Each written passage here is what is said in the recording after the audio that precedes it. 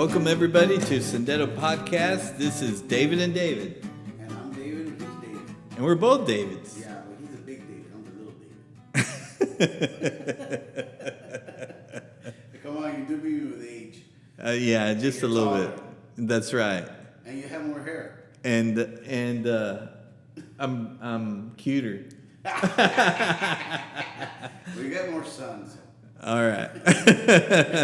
But we both like coffee, and we're glad that you're here to join us as we talk about different things in church life.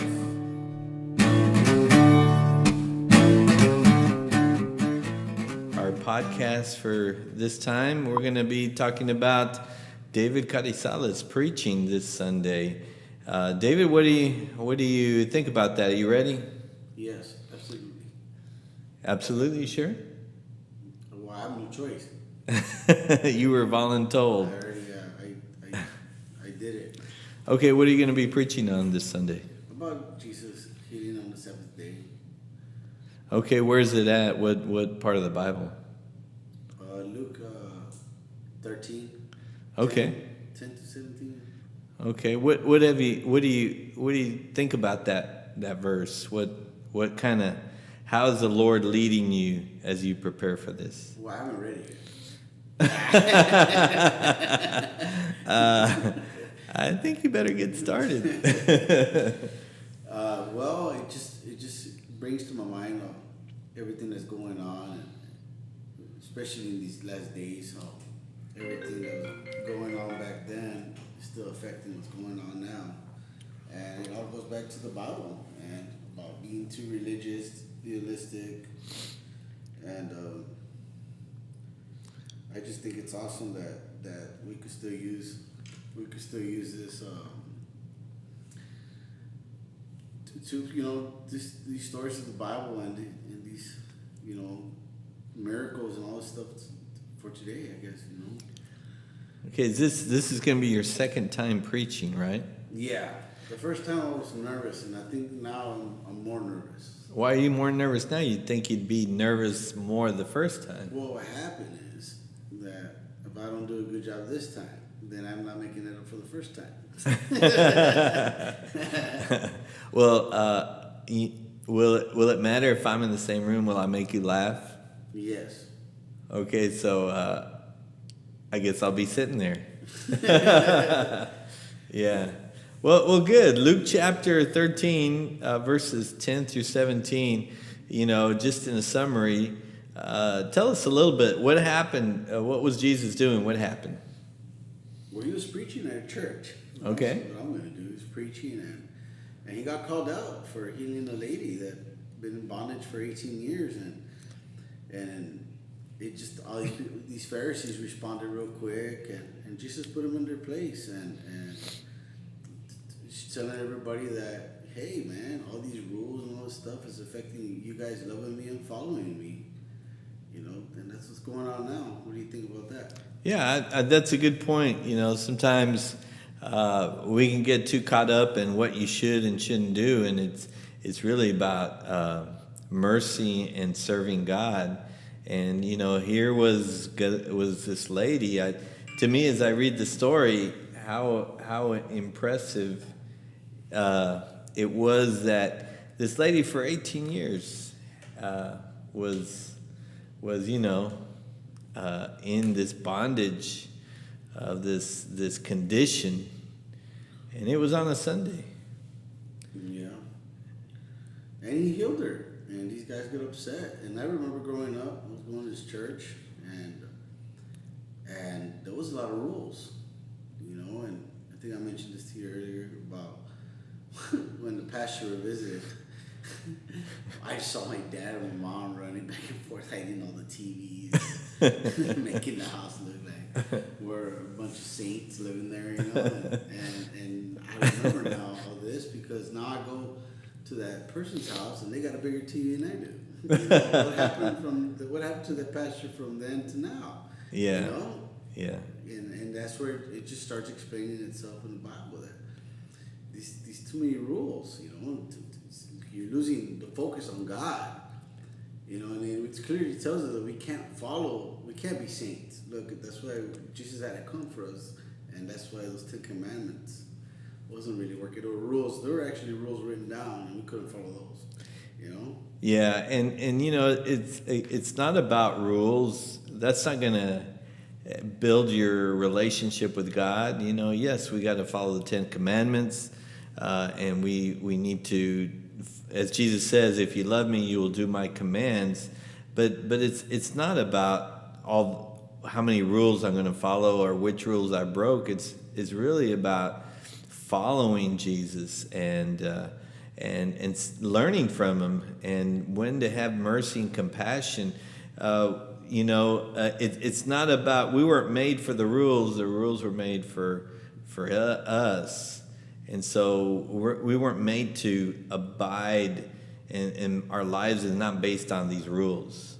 Our lives are based on a relationship with God, and God gives us these rules so we can be right with him. But then there were rules, even back then there were a bunch of rules made up, and they weren't from God. They were just what people added. And that's what this was. This was what yes, you weren't supposed to work on the Sabbath, but it kind of got ridiculous to where you couldn't do anything, and that's what Jesus showed them. Yeah. I've met people that have a lot of rules, and I do work, people I work for, and yeah, man, it's just weird, Some of the religions at a certain time, they got to get on their knees and worship a certain way, facing the sun or away from the sun. I don't know how it goes, but back to the rules. I remember this church I was going to. They would believe that whatever you would do and stuff like that, you would lose your salvation. Okay, so it would really traumatize me, because basically you had to be a saint, and that's the only way God's gonna love you. You're gonna be saved. So it affected my teenage years. So the first day I ever smoked a cigarette, I thought I was going to hell. I was done. I was burned. That cigarette burned me to hell. I got a head start. You smoked? I smoked a cigarette when I was probably 11 years old. Mom, if you're hearing this, you didn't know. But that's how strict that church was. That was it. And so when it was time for me to go to church with my parents, I was like freaking out. That's it. I'm going to hell for the rest of my life. So then I started growing up and, messing up more and stuff like that. And then as I got older, you started reading the Bible for yourself, and then everything just starts falling into place. You started realizing, hey, you're not supposed to live in fear. Right. Why would God make a world so beautiful and awesome to enjoy, but then be so tied down to rules and not enjoy it? Thinking every time you mess up, that's it, you're condemned. It shouldn't be that way. Right. But like a marriage, when you love your wife, you will honor her and be faithful to her and try your hardest not to lie to her,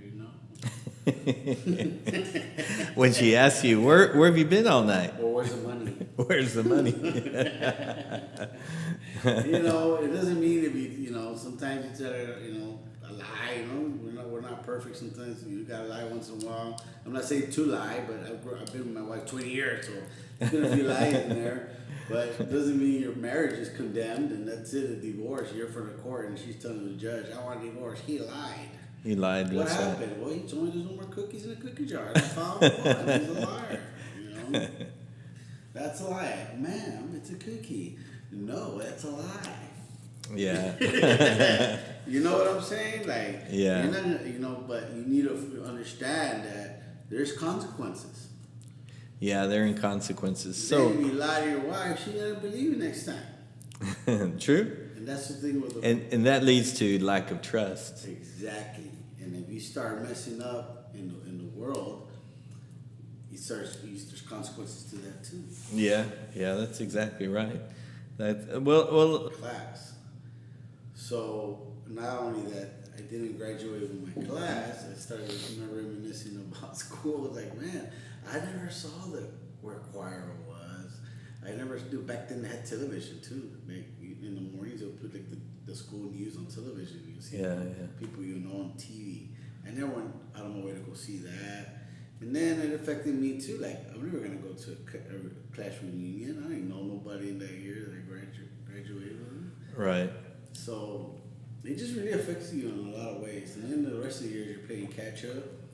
That, right? It makes a lot of sense. Right. You know? Now, what about what about how have you as a parent now, when one of your kids doesn't follow the rules?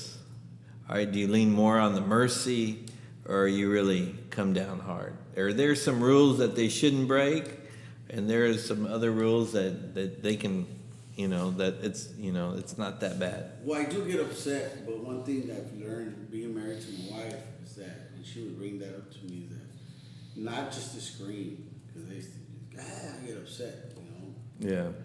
but also explain to them, why. Yeah.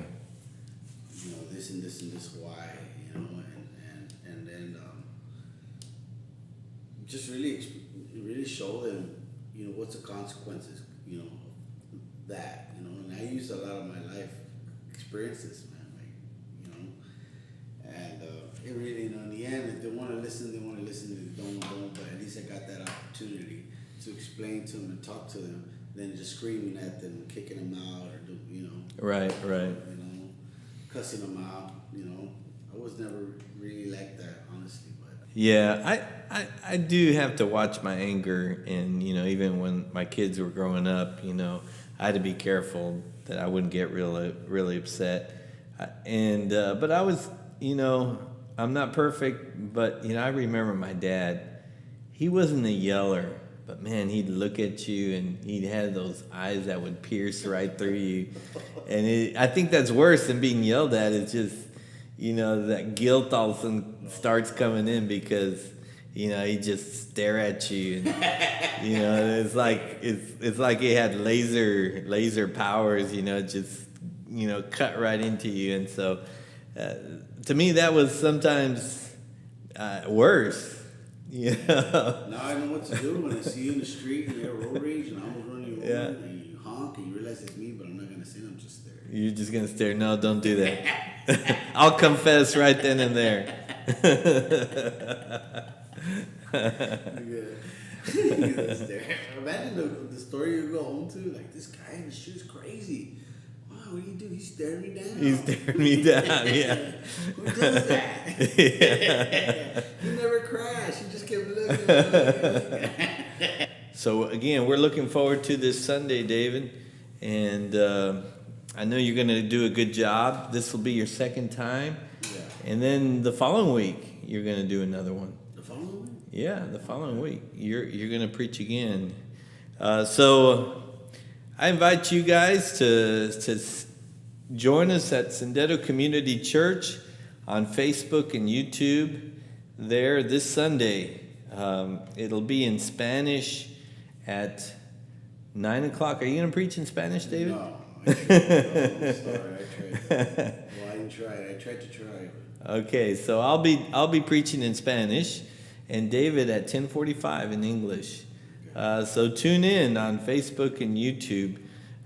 Thank you for listening, and we're gonna try to do this at least once a week. And so tell your friends, and we're gonna just talk about different topics and just kind of make it relevant to our lives today. You all have a blessed day. Any last words, David, you want to say? No. God bless you. All right. God bless you. We'll see you later.